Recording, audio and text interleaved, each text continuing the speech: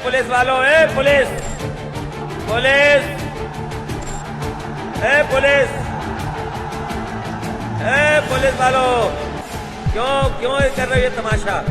ए तुमसे ज्यादा बदतमीज कुछ नहीं हो सकता, क्यों ऐसा कर रहे हो भाई? नमस्कार, एबी न्यूज में आपका स्वागत है। मैं हूं अश्विनी। पेश है यूपी विधानसभा चुनाव परिणामों का विश्लेषण।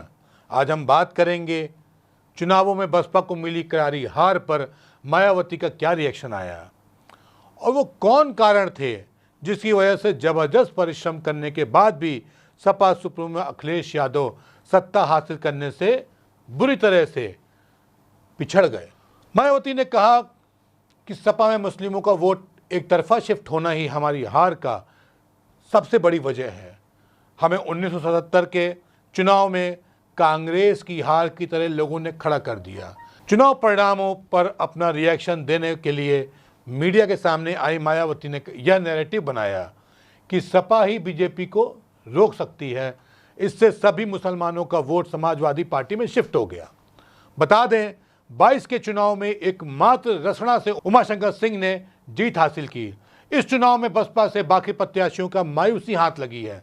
पार्टी की इस ऐतिहासिक हार के कारण मायावती का निराश होना तो स्वाभाविक है, लेकिन वो निराश के भावों को दबाकर पार्टी के कार्यकर्ताओं में जोश जगाते नजर आईं। मायावती ने यह भी कहा कि बीएसपी ने सपा पर भरोसा किया, यह सबसे बड़ी भूल थी। बड़ा संतोष की बात यह है कि सरकार मेरी बिरादरी का वो चट्टान की तरह मेरे साथ खड़ा रहा। उनका जितना भी आभार व्यक्त करूं उतना कम है। मायावती ने पश्चिम बंगाल का उदाहरण देते हुए कहा कि मुस्लिम समाज का वोट अगर टीएमसी की तरह दलितों के साथ मिलता तो यूपी के परिणाम भी चमत्कारी होते। वहीं मायावती ने कहा, मनुवादी मीडिया ने नैरेटिव बनाया कि बीजेपी को सिर्फ सपा रोक सकती है। इससे मुसलमान वहां पूरी तरीके से शिफ्ट हो गया, जिसे देखते हुए दूसरे दलित और हिंदुओं के वोट सपा की गुंडागर्दी, आतंकवाद को याद करते हुए बीजेपी में चले गए। 38 साल पहले 1984 में बने बसपा 2022 के चुनाव में आते आते एक सीट पर सिमट गई, जो बसपा के लिए अब तक की सबसे बड़ी चुनौती है। हम आपको बता दें कि जिस बसपा ने 2007 में उत्तर प्रदेश में भारी बहुमत के साथ सरकार बनाई थी, उसका यह हाल होगा शायद मायावती ने यह भी कल्पना नहीं की होगी। अब बात करते हैं सपा के चुनावी हश्न की। दरअसल यूपी में सपा का फोकस हमेशा यादव मुस्लिम फैक्टर ही रहा, जिसने समाजवादी को एक नई कई बार सूबे की सत्ता दिलाई। जब जब यूपी में सपा की सरकार बनी तो यादव और मुस्लिम को प्राथमिकता मिली। बहरहाल 14 में समय बदला और मोदी की लहर की दौर शुरू हो गया। परिणाम यह रहा कि भाजपा के कट्टर हिंदुत्ववादी चेहरा योगी आदित्यनाथ को सत्ता का ताज हासिल हुआ तो उन्होंने गैर हिंदुत्ववादी राजनीति को कुंद कर दिया।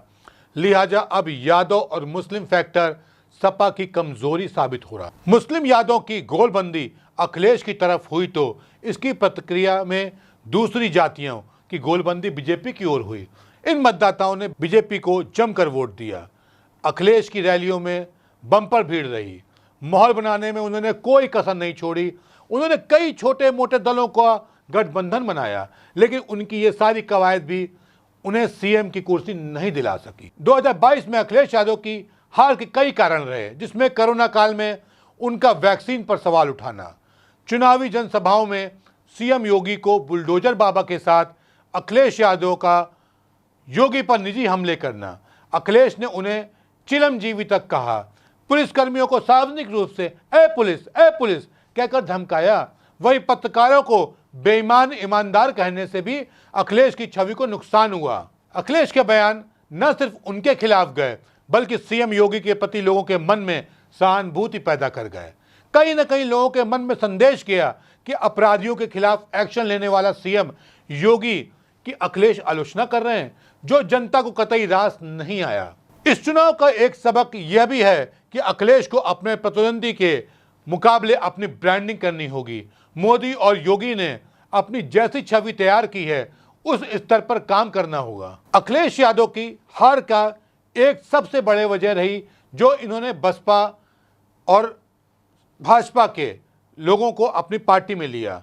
जी हाँ, सबसे पहले हम नाम लेना चाहेंगे स्वामी प्रसाद मौर्य की।